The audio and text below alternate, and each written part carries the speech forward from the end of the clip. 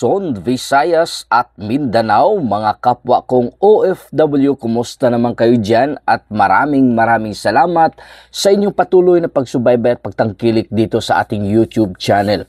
Ayan, Napalajon Vlogs, ang ating pag-uusapan ngayon ay ito nga tungkol sa immigration sa atin sa Pilipinas. Ayan, sa mga kapwa kong OFW, makinig kayo dahil nga ay mas lalong lumala ang sitwasyon natin sa ating immigration.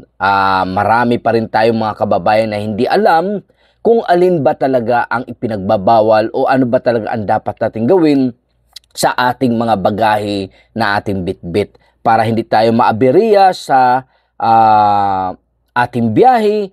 Kailangan natin alamin. Pero bago yan, ay atin muna babasahin ang isa sa mga nag-post dito sa Facebook patungkol doon sa bagahe. Ayon dito sa ating nakuha, sa mga umuuwi ng Pinas, yung mga may ekstrang gamit, gaya ng pasalubong, na gadget, chocolate na mahigit sa 3 kilo, pataas, new clothes na mahigit 5 pieces, i-declared nyo po sa e-travel nyo para iwas aberya. Tapos mga alas nyo na walang resibo, isuot nyo po. Ayan, yun ang sabi niya. So, grabe no, patindi ng patindi itong nangyayari sa ating immigration. Para sa akin, matagal na akong bumabiyahe. Taon-taon ako bumabiyahe. Pero wala naman, lampas pa nga ng 3 kilos yung aking bitbit na chocolate. Minsan umabot pa ng 15 or 10 kilo. Wala naman akong idinideklara doon sa e-travel na ating pipilapan. Ayan, at ito yung pasalubong, yung gadget. Nagdala din ako ng gadget para sa mga kapatid ko. Na yung iba bago, yung iba naman ay pinaglumaan ko. Wala rin naman akong idinideklara. Hindi ko alam kung gaano katotoo ito o meron lang certain amount na pwede natin bitbitin. Yun din ang ating alamin patungkol dito sa mga gadget na ito. Kasi kung lampas ng 150,000 like iPhone, siguro maaari natin i-declare. Kung hindi naman atin yan o pinapadala lang kasama natin, kailangan din natin bitbitin ang resibo. Yun nga lang ay nakakabahala kapag yun ay ating bitbitin, baka tayo makapagbayad tayo ng excess o makapagbayad tayo ng tinatawag multa doon sa ating binibitbit na gadget. At dito nakapagtataka yung new clothes. Halimbawa, bibili ako ng ganito. Minsan online lang, hindi naman, wala namang resibo. Kasi online lang binibili itong mga t-shirts ko. So, kung sobra pala sa 5 piraso na bibitbitin ko, siyempre, ang dami kong bibitbitin para pasalubong sa mga kapatid ko, sa mga pinsan ko, sa mga kaibigan ko. Paano na yan? Lilimitahan na lang natin ang pagbitbit natin. So, alamin natin yan kung gaano katotoo na itong mga na-experience ng ating mga kababayan na nag-post patungkol dito sa mga naaberya sa kanilang mga bitbit na pasalubong sa ating sa kanilang mga kamag-anak. Pag di nakalagay na declaration nyo, you need to pay pag walang resibo. So, kailangan natin bayaran kapag hindi natin i-declare kung ano yung bitbit natin na hand carry at saka yung sa baggage, yung sa luggage natin. So, kailangan, pag mag-fill up tayo ng e-travel, kailangan natin i-deklara kung anong meron doon sa ating binibitbit, sa ating bagahe.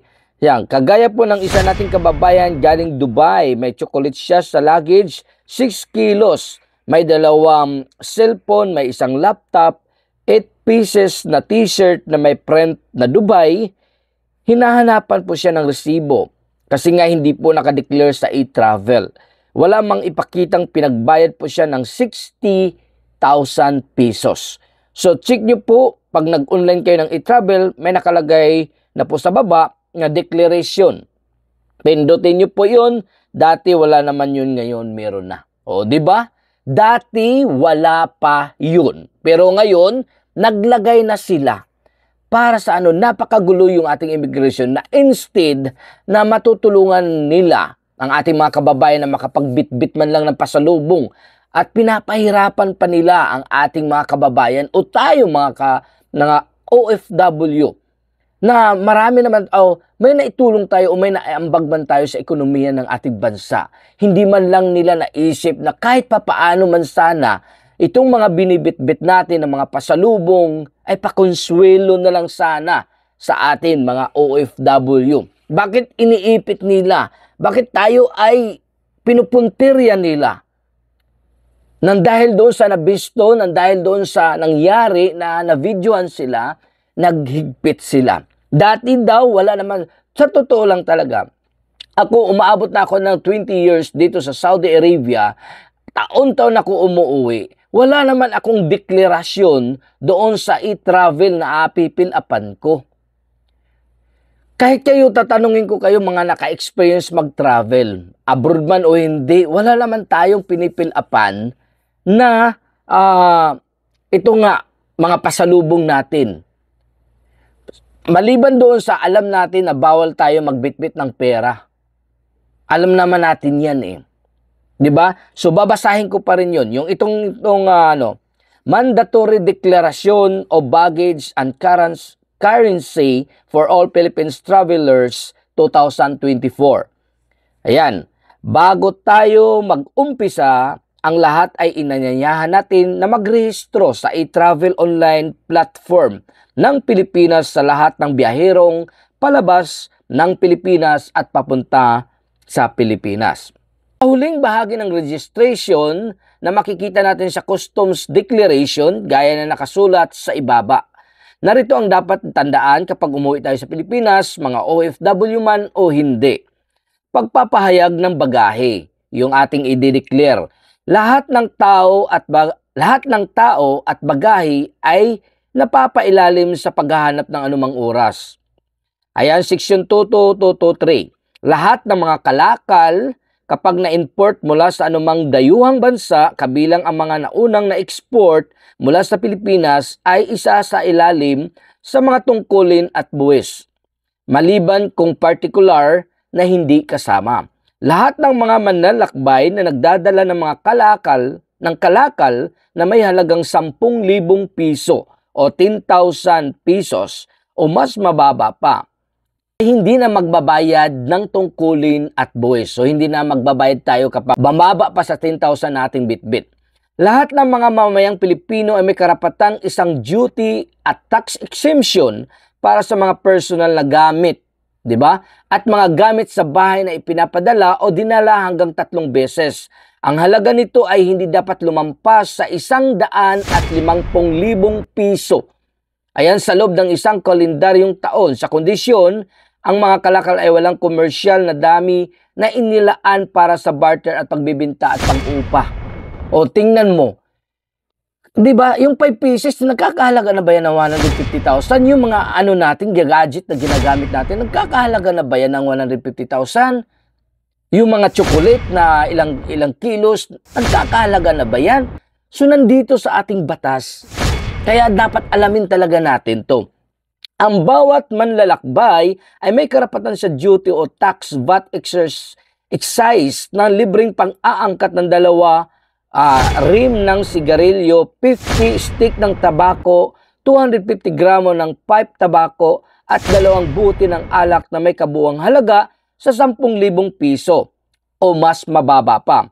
Ang pagkabigo ng pagdeklara ng anumang mga dudable na kalakal ay sa ilalim sa manlalakbay sa pagbabayad ng mga tungkulin at buwis at dagdag ng singil sa 3% batay sa kabuuang halaga ng kalakal. Kung tayo ay lumampas o hindi natin ideklara tapos nakunan, ay magbabayad tayo sa kabuuang halaga na ating bitbit sa 30%. Yun ang ating babayaran na buwis o yun ang ipapataw nila dahil hindi natin idinideklara. Ang mga sumusunod na kalakal na bawal ay mga nakasulat o kalimbang na produkto, negatibo o cinematographic na mga pelikula, litrato, okit na bagay, painting, drawing at iba pang representasyon ng isang malaswa at immoral na karakter. Mga materials na nagtataguyod na nag-uudyok ng pagtataksil, paghihimagsik o sedition laban sa pamahalaan ng Pilipinas. Para parinalya ng pagpapalaglag, mga adulterated or misbrand na pagkain o droga, mga peking produkto, ibig sabihin, mga bags, sapatos at iba pa. Ayan, ano pa, ang Philippine currency ay dapat natin ideklara. Yung mga 50,000, ibig sabihin, cheque, bangko, draft. Ayan, currency o yung ating dollars ay nasa halagang $10,000 katumbas nito. Ang mga paraphernalia o pagsusugal, mga kosmetiko at mga produkto ng pagpapahalaga sa balat, pangangalaga sa balat, mga pandagdag na pagkain at mga gamot na labis dami para sa personal na paggamit. Mga papanganib na gamot tulad ng morphine, marijuana, opio poppies, mga baril, bala at pampasabog. Alak at produktong tabako ay commercial at dami. Yung kailangan hindi natin damihan yung mga tabako o yung mga cigarettes. Pagkain, prutas, gulay, buhay ng hayop, produkto ng dagat at tubig, halaman, ayan ang kanilang mga product, mobile phone at hindi radio at katulad ng yun. Yun yung ating mga mandatory na kailangan natin malaman, tayo mga travelers, tayo mga kapwa OFW, dapat alamin natin. At kung hindi tayo sigurado, magtanong-tanong tayo sa mga kapwa natin OFW, sa mga kaibigan natin. At higit sa lahat, pwede natin i-search para malaman natin kung talaga kung ano yung mga naka-experience na. Magtanong-tanong tayo kung hindi tayo sigurado para hindi tayo maabirya sa ating mga ano. At lagi nating ihanda ang ating mga mobile kapag nagkaroon ng problema sa airport.